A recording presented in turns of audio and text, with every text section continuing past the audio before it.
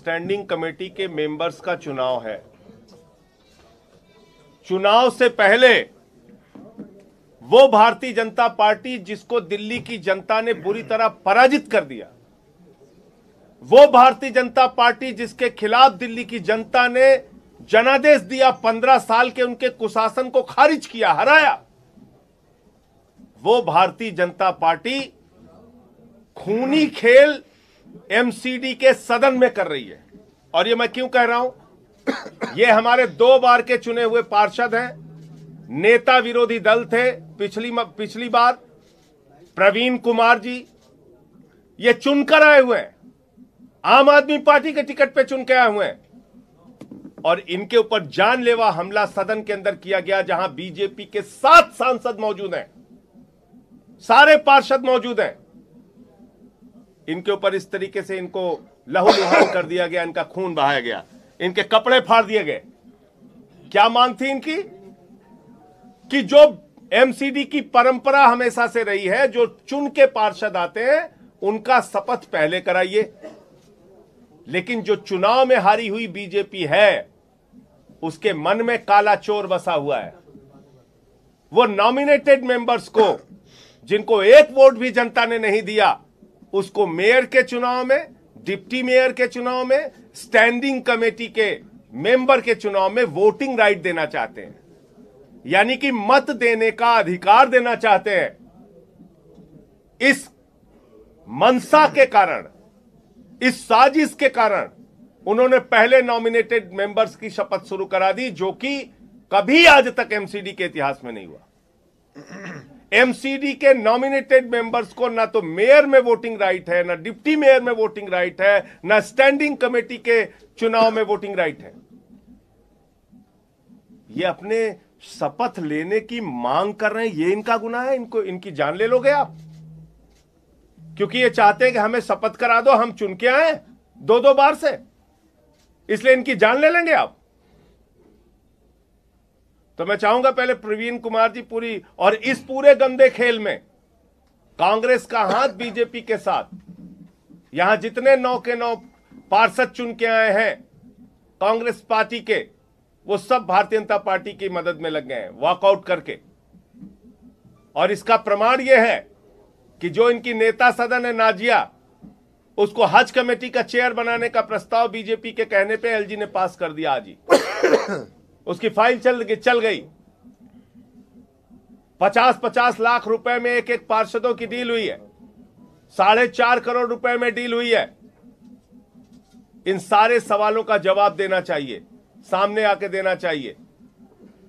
और ये जो खूनी खेल हो रहा है, अगर देश के गृह मंत्री इस खूनी खेल को देख रहे हैं, दिल्ली की कानून व्यवस्था उनके अधीन है, एमसीडी का सदन सुरक्षित नहीं है, यहां पार्षदों पे जानलेवा हमला किया जा रहा है, आपको सामने आना चाहिए और स्पष्ट करना चाहिए कि अगर जनता ने आपको हरा दिया तो क्या गुंडागर्दी के दम पे, तानाशाही के दम पे, लोकतंत्र का गला दबा के आप मेयर बनाना चाहते हो, डिप्टी मेयर बनाना चाहते हो, स्टैंडिंग कमेटी के मेंबर बनाना चाहते हो? तो इसलिए मैं चाहूंगा प्रवीण जी अपनी बात आपके सामने रखेंगे, फिर सौरभ भाई। आज हम सब लोग जितने भी आम आदमी पार्टी के पार्षद जब सदन के अंदर पहुंचे शपथ लेने के लिए, तो उससे पहले ही बीजेपी की गुंडागर्दी, उनकी प्लानिंग थी कि ज़बरदस्ती गैर कानूनी तरीके से अल्डरमैन जो उन्होंने गुंडे बना के भेजे हैं यहाँ पर, उनको शपथ दिलाने का काम वो कर रहे थे।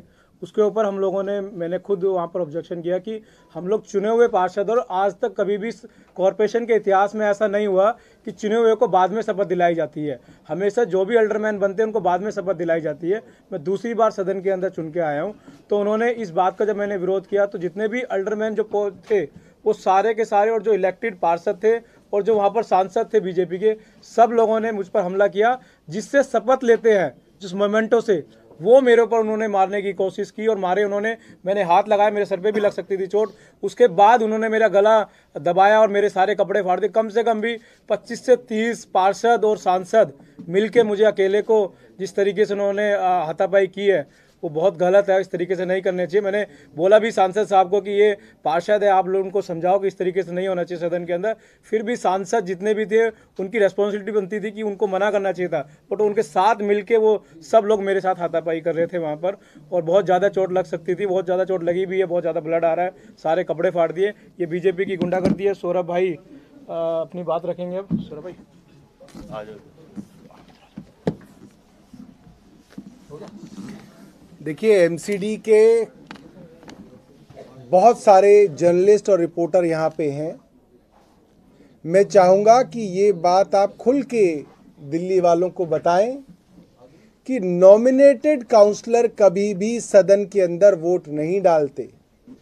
मेयर के इलेक्शन हो, डिप्टी मेयर के इलेक्शन हो, या हाउस से जाने वाले स्टैंडिंग कमेटी के मेंबर हों, इसके अंदर नॉमिनेटेड काउंसलर्स के वोट वर्जित हैं, प्रतिबंधित हैं। ये नहीं हो सकता।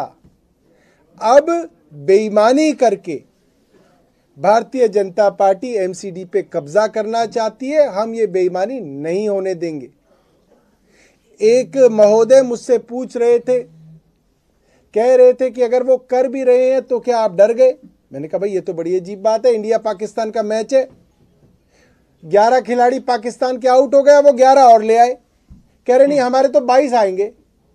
और कमेंटेटर कहे क्यों जी, क्या इंडिया डर गया? हम कह रहे भाई ये क्या बात हुई?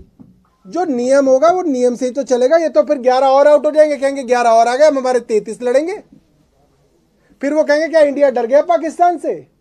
तो बेईमानी से तो हर आदमी डरता है, कौन नहीं डरेगा बेईमान से और बेईमानियों से? तो ये बात डरने की नहीं है, ये बात उसूलों की है।